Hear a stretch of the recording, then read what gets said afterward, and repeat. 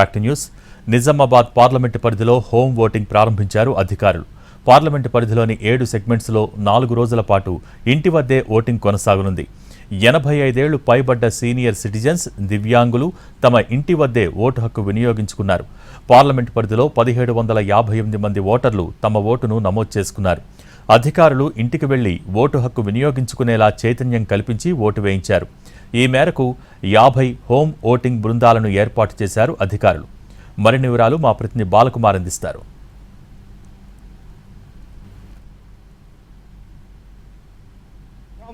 Parliament పరిధిలో home voting ప్రారంభమైంది.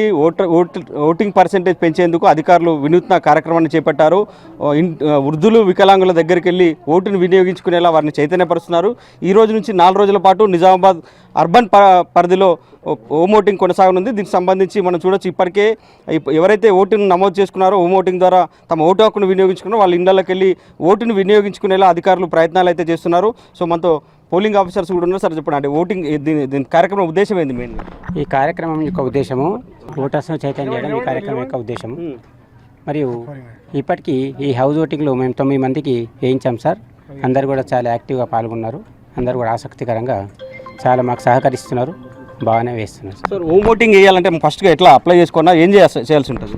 Home voting చేయాలంటే ఫస్ట్ వాళ్ళు అప్లై చేసుకోవాలి. ఎలిజిబిలిటీ చూస్తారు. ఎలిజిబిలిటీ చూసి వాళ్ళకి ఇస్తారు సార్. ఆ లిస్ట్ మాకు ఇస్తారు. ఆ లిస్ట్ ప్రకారంగా మేము వాళ్ళకు వాళ్ళ ఇళ్ళకి వెళ్ళి మేము వేయిస్తున్నాం. అంటే వాళ్ళు నిలబడలేని పరిస్థితులు ఉన్నారా? ఎట్లాంటి వాళ్ళకి అవకాశం కల్పించారు?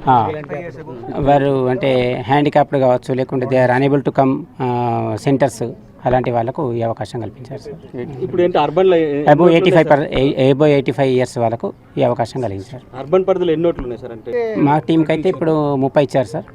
ఎట్లా ఉంది మేడం? అంటే మీరు తిరుగుతున్నారు, జనాల నుంచి రెస్పాన్స్ ఎట్లా ఉంది? జనాల గురించి మేము వెళ్ళట్లేదు సార్. ఇక్కడ హోమ్ ఓటింగ్లో ఎవరైతే మనకు చేతగాని పేషెంట్స్ ఉన్నారు, బెడ్ పైన ఉన్నారు, ఏబో 85 ఇయర్స్ ఉన్నారు, వాళ్ళకి అనబుల్ టు వాక్, అంటే వాళ్ళు నడవడానికి కూడా చేతగాని వాళ్ళకి మేము వాళ్ళ ఇంటికి దగ్గరకు వచ్చి గవర్నమెంట్ నుంచి మేము ఓటర్ పర్సెంటేజ్ పెంచడానికి ప్రభుత్వం తరఫున ఇలా చేస్తున్నాం. అంటే మన ఎలక్షన్ కమిషన్ ఆఫ్ ఇండియా తరఫున. ఇప్పుడు మా టీమ్ 2లో మాకు ఈరోజు 50 ఓట్స్ ఉన్నాయి సార్. రేపు కూడా మేము కంటిన్యూ చేస్తాము. రేపు కూడా మాకు 13 మెంబర్స్ ఉన్నారు.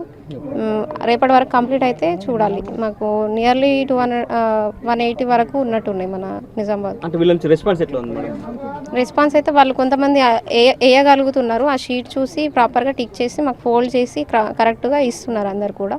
ఎవరైనా మరీ బెడ్ పైన ఉన్నారు, వాళ్ళకు కళ్ళు కనిపించట్లేవు అంటే కంపానియన్తో ఓటు వేపిస్తున్నారు. Thank you madam. సో ఇది మొత్తం మీద అయితే నిజామాబాద్ పార్లమెంట్ పరిధిలో హోమ్ ఓటింగ్ అయితే ప్రారంభమైంది. పార్లమెంట్ సెగ్మెంట్ పరిధిలో సుమారుగా 1758 ఓట్లు ఉన్నట్లు అధికారులు చెప్తున్నారు. హోమ్ ఓటింగ్ ద్వారా వీళ్ళంతా కూడా ఓటును వినియోగించుకునేలా అధికారులు ఇప్పటికే చైతన్యం కల్పించారు. ఇంటింటికి తిరుగుతూ ఓట్లు వేయించే ప్రయత్నం చేస్తున్నారు. పోలింగ్ శాతం పెంచడమే ప్రధాన లక్ష్యంగా వృద్ధులు, వికలాంగుల నుంచి హోమ్ ఓటింగ్ కార్యక్రమాన్ని కొనసాగిస్తున్నారు అధికారులు. ఇవాళ నుంచి 4 రోజుల పాటు నిజామాబాద్ పార్లమెంట్ పరిధిలోని నిజామాబాద్ అర్బన్, రూరల్, బోధన్, బాల్కొండ, జగిత్యాల ప్రాంతాల్లో 7 అసెంబ్లీ సెగ్మెంట్ల పరిధిలో కూడా హోమ్ ఓటింగ్ కొనసాగనుంది.